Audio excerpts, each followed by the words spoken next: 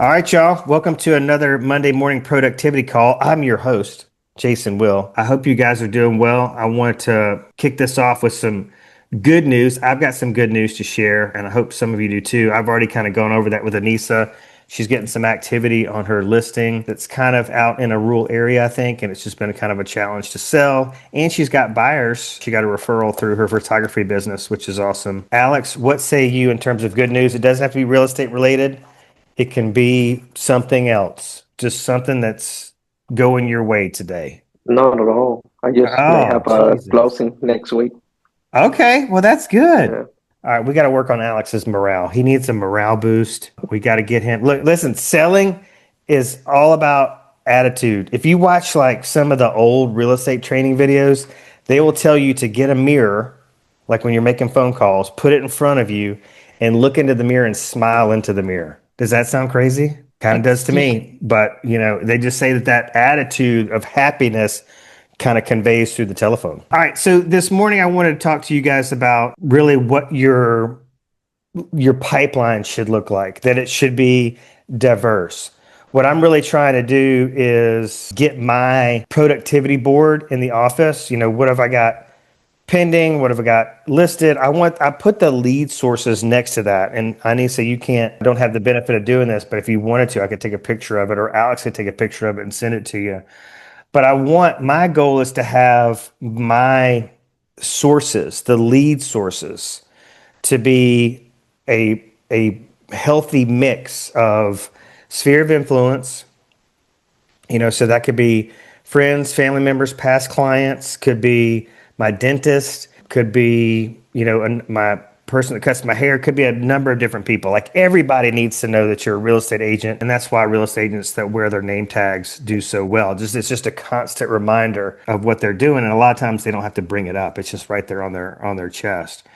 But let's see. So if you look at my leaderboard, you'll see some organically generated leads. You'll see an opportunity I got from a listing. So I've recently turned a listing that I took into a close to $1 million sale, new construction sale. So that's awesome. And I've got some paid leads through realtor.com that are converting. You'll see some sphere of influence on there, I think. So you see that mix.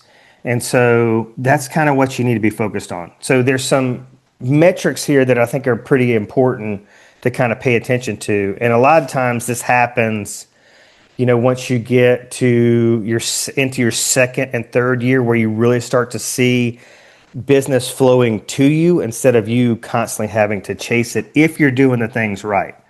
Right? Like if you're implementing what we're talking about on these calls. And if you guys are honest with yourselves, y'all show up, and that's like, Anissa, you and Alex are like here.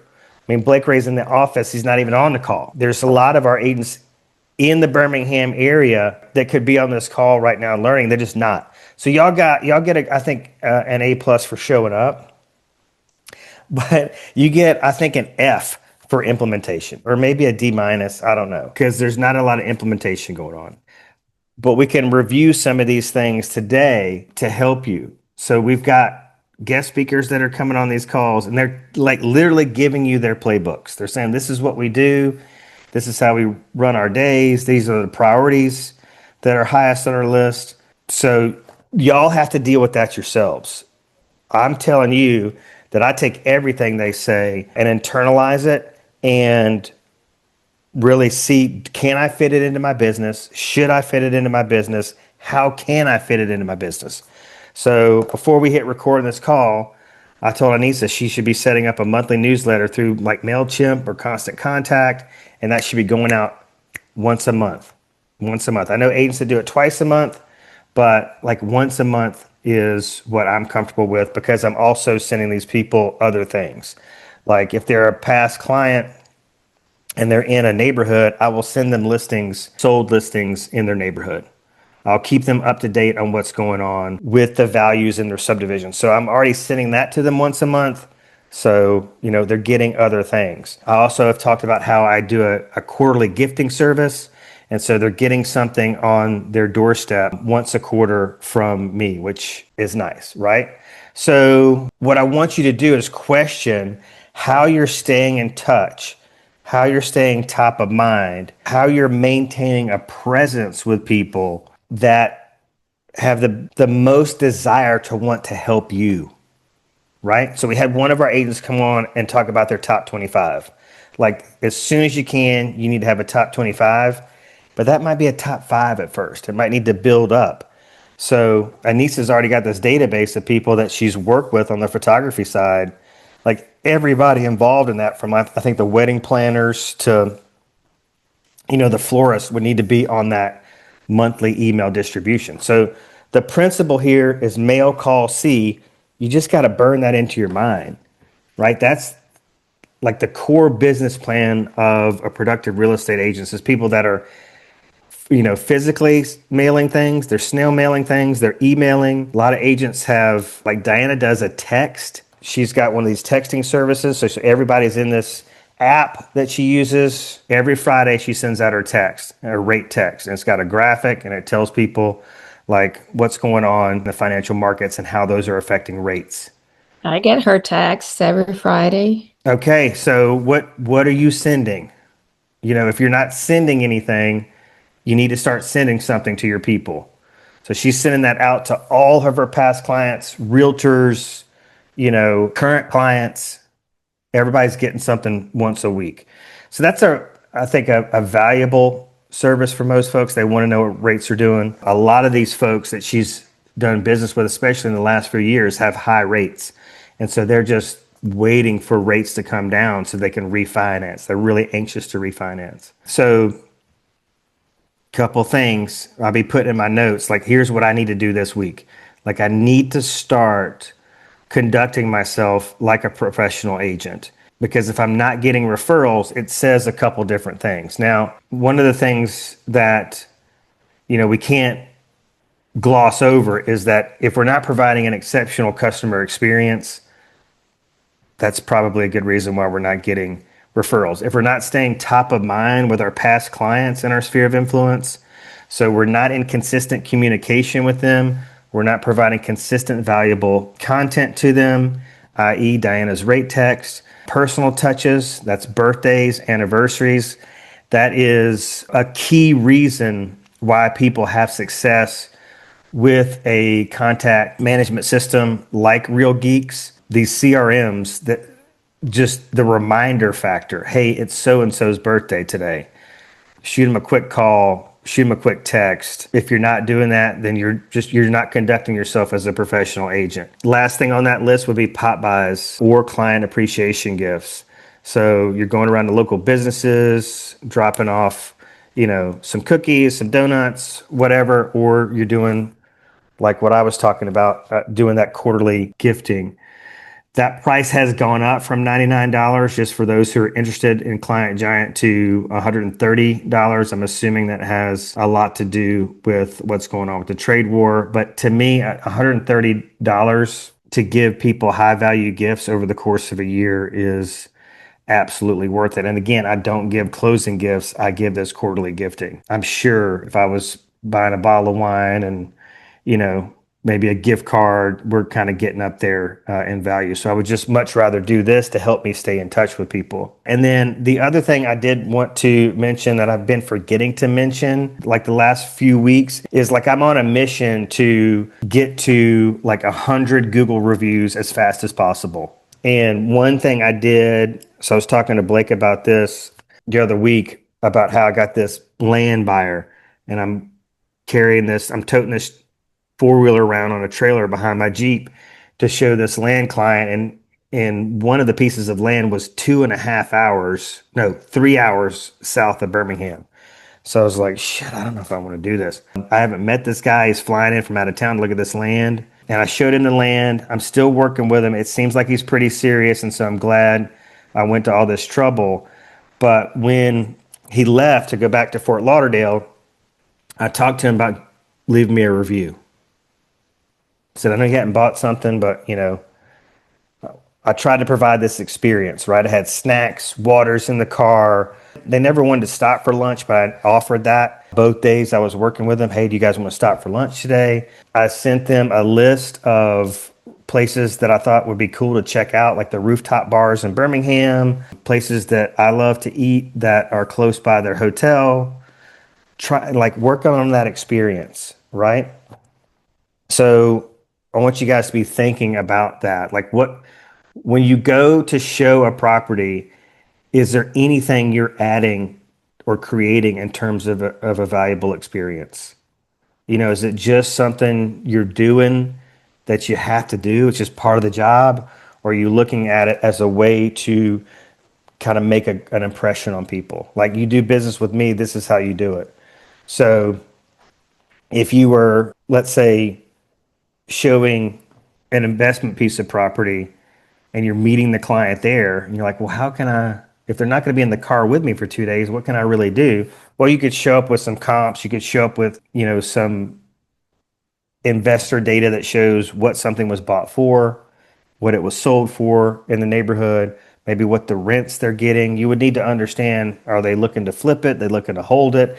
And maybe show up with a folder of some data with them to look at. I'm sure that they would appreciate that. It would probably be a different experience for them than other real estate agents that just show up to open the door, right? So are you just a door opener or are you creating an experience? Any thoughts or questions on that? To add to what you said, I had a show and I met a buyers at the property, and I went there earlier and turned the lights on, opened all the doors and stuff.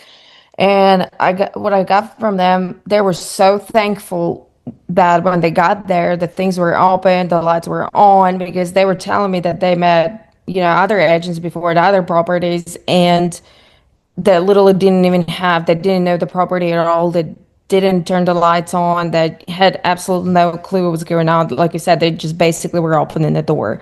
So Yeah. they were very, very appreciative of, me knowing things and, walking it through before they got there. So So thank you so much for sharing that. I want to share my process too. I do think it's important. I wouldn't say there's any right or wrong process, provided that you show up to the listing knowing something about it, right? Because you just need to be prepared. There is a good chance they're going to ask you, maybe what the square feet is, when it was built, what they bought it for. So you need to have that data with you.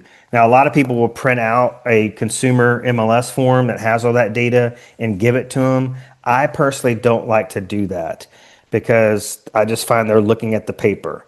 And I think it's important to vocalize that to people because maybe they're used to working with an agent that gives them something to hold. I don't like doing that. I don't like giving them something to look at during a listing appointment. I want them right here, and I want to tell them that. Like, if you're used to, just in case you were expecting to receive something to hold in your hand or to look at or some kind of report, I just want to address that right off the bat. That's not something I do because I value your attention. And I want you to pay attention to this property. I want you to pay attention to this presentation. But I got all the info right here. So just if you got a question, ask me. If for some reason I don't know the answer, then I'll get the answer in 24 to 48 hours. All right. So I like to go in and open all the blinds, windows. I open doors. I turn on all lights. I get the house ready, and then I let people know, like, hey, I'm going to go outside and look at some things on my own. I'm looking for anything we should be concerned about structurally, and I want to give y'all time to explore this home at your own pace. And I don't want you to feel like I'm following you around from room to room. But I will ask you a lot of questions when we get done with the showing, because I do need some information from you as to your thoughts on the home. Okay, so I don't have to get that immediately. And I just take your time. I'll be outside, looking at stuff. Okay, they seem to appreciate that I'm out there looking for anything they wouldn't know what to look for, right? Looking for something that could be an issue that they wouldn't even know what they were looking at, even if they tried. So they like that. They like the fact that I'm not chasing them from room to room, not hovering over them. I give them a chance to talk freely with each other. All right. Any questions about that, or anybody got anything to say about how they show properties, how they feel like they add value as a showing agent and not just a door opener? While you guys are kind of thinking about whether you want to say anything or not, I think it is a nice touch. I mean, think about when you ride in an Uber and the Uber driver has a power cord, has water, maybe has snacks. That's a different experience than the Uber you get in and the guy has nothing. All right, somebody's got something. So when I go on showings, like I just went on showings this weekend, was it Saturday? Clear and Pelham. And before I go, I always, so I don't, some realtors, they print out the, listing paperwork. I don't print them out. What I do is I download them and I email them to my client. We're in 21st century. So I just feel that's a little bit more effective. They have it right there on their phone. They have all the details.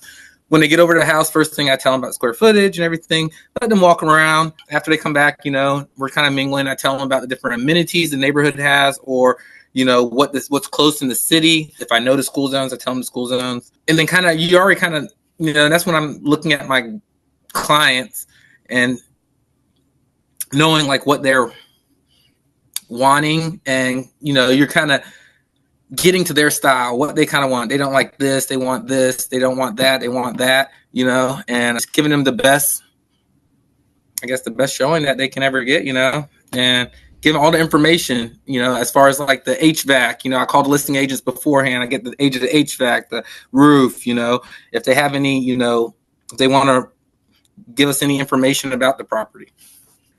So I think that's huge. I mean, if you're calling the listing agent ahead of time, that I can just almost guarantee. I mean, that's not something that I do, but here's the benefit of these calls, right? That may be something I start doing. I think that's huge. So love that, Chris. No, I mean, I like calling the listing agent because, if the property is sitting there for a while, you can ask the listing agent, hey, what other type of feedback are you getting back from showings and stuff? What's most important to your seller? I know money is important to everybody. That's what I say to the listing agent. Hey, look, I don't want to hear money because money is important to everybody. But what else is important to your seller?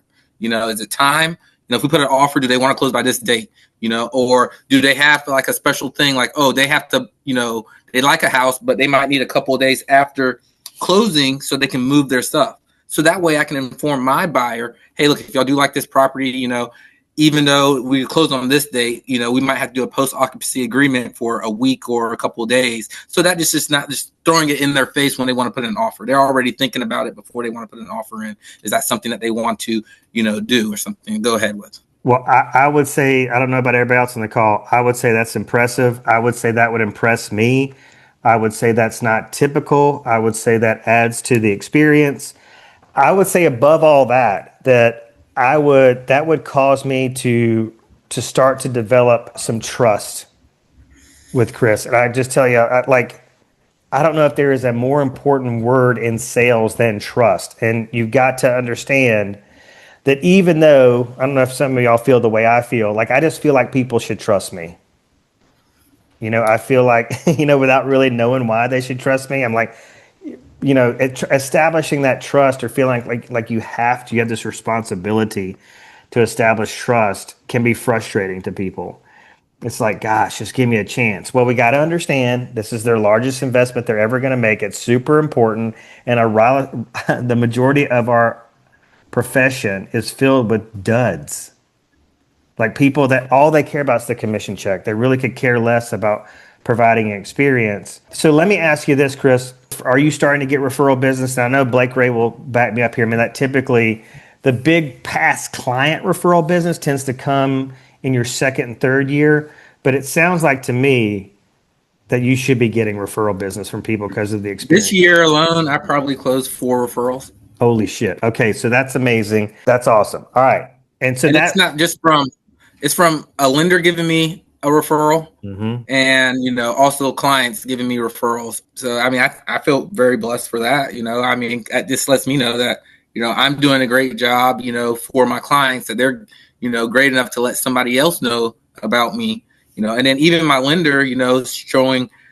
I don't like to jump from lenders to lenders. I kind of like using 1 or 2 lenders and being kind of faithful to that lender and providing them business also when because you got to think about it. They get people that call them. The lender does, real client, and don't have an agent. So where's that lender going to give them to? If you don't use that lender one time in a year, they're probably not going to call you. They're going to go to someone else who's giving them business, who's staying loyal to them and stuff of that nature, going to their events and stuff. Chris, you're really providing a lot of value on today's call, and I appreciate that. Okay, this is just, it's so incredibly true. You got to think about, I just don't think most people would think about a lender as somebody that is also a person that's in a position to send them business, or like really including them in their sphere of influence. You know, if you're a lender, like Diana gets leads through Mortgage Right, okay? And the leads she gets through Mortgage Right that she converts, she sends those out she just round robins them, right? So she tries to give them out equally to agents that support her. But also, it's really important for her to give that business to an agent that she knows that's going to close it, because her livelihood is connected to that transaction, directly connected to the experience the agent provides, and being able to get this thing to the closing table. I would say this teachable moment is that if you're working with a lender, if you're not working with one specific lender, we need to have at least three in our Rolodex, our go-to on our speed dial list that we trust, that we know that can get the job done. If we are primarily sending that business, or we have a favorite, because a lot of times the clients will ask us, well, out of these three, Jason, who would you pick? Oh, well, I would pick Diana Will because of X, Y, and Z. If that lender is not sending you business like Chris is sending to him, then you need to take that lender to lunch and have a heart to heart with them. You need to say, hey, what do I need to do to earn some of your business? And just let them know that that expectation exists, right? Get you a lender that's going to work. Get you a lender that's going to work. Yeah, like work on a Saturday. Work on a Saturday, work after hours. This is just, I'm not going to say any company or any name or anything, but my previous deal that I had in Hueytown that we just closed, I was representing the seller, but the lender for that deal worked at some company where at 5:00 they were done every day. 5:00 they were done. You couldn't call the lender. You couldn't ask them to work to hurry up and get this file closed for the next day. They didn't work on the weekends. I mean, that's big. To me, that's big. I want a lender that's going to work and get the deal closed on time. I don't want, I'm 5:00, I'm out the door. I don't answer no more phone calls. The weekend, I don't answer no more phone calls. I think lenders should work kind of just like how we do, because they have clients that want to go see houses on the weekend. They need a pre-approval letter on the weekend. They might want to put a contract in on the weekend. It's just so much, Love it. Could not agree more. It's so important, but it's like so important to have that person, but also a number of different people. Like, one thing that I think is a weakness in my business is that, like, especially around the lake, I'm just learning, and I'm making it a priority to learn, but I'm kind of at a disadvantage from some of the other agents, because I don't know, like, who the go-to appraiser is, or who the go-to landscaper is, and all that stuff. So I'm kind of developing that, but having that, just like a deep Rolodex of service providers that you can trust with your client's business, is huge. And letting them know, whenever you need a painter, whenever you need a contractor, wherever you need a landscaper, come to me first. So let's just kind of recap a little bit, and then I'll let you guys go unless you have some other questions. The theme of today's call was referrals. And that reminds me, I didn't share my good news. Okay, so I got a referral. I'm on a little vacation right now. I got a referral while I was on vacation from a real estate agent in Baldwin County who is with LPT. I'm friends with her husband on Facebook, who's also a realtor with IXL. But he was like, Jason, hey, my wife texted me. He's like, hey, my wife's got a Lake Martin referral. We wanted to see if that would be something you're interested in. And I was like, hell yes. Here's my number. Here's my email address. Let's get this thing going. Does anybody see something funny about that? I mean, that's not the lake I'm focused on. That's not the lake I'm working on becoming a specialist in. I thought that was pretty awesome. That even if I didn't, or wasn't prepared, or, didn't work that market. It goes back to not people. I mean, we all focus highly on the content being put out, but really the consumer's not analytically breaking it down. I think this speaks to one of the things that holds agents back from developing a specialization, is that they feel like it's going to pigeonhole them. It feels like to them they're going to be limiting themselves. So I just thought this was awesome. They're thinking of me as kind of a lake realtor, and I love that. I want people to send me business on lakes, Gunnersville, Lake Martin, Logan Martin. Like, if I could sell lake properties all day, every day, I'm a happy camper. But the more important thing is it just shows you that there's a direct connection behind establishing identity, a consistent identity in the social media content that you're sharing, that you're publishing, that you're posting, that it's just, there's a congruency to it. So that doesn't mean that I'm going to that I won't shoot content on a listing that's not on the lake and I won't put it out there, because I will. But the primary content I put out is lake driven. So I thought that was just incredible. So there's a referral. I'm sure there's an LPT or an IXL agent that probably could have gotten that. I don't know. Or many other agents that have experience selling something on Lake Martin. Not me. So I thought that was interesting. Any other comments or anything before we go? I would highly recommend that the consistent content that y'all start putting out follows a certain consistent, like, common denominator. There's the undertones at least are there of, hey, I specialize in this. That includes small businesses that you're promoting. You're just doing a lot of self promotion and small business promotion and lifestyle promotion in this specific lane. All right. And you're not just switching lane to lane all the time, because it's that concentration that is really going to cause your business to explode.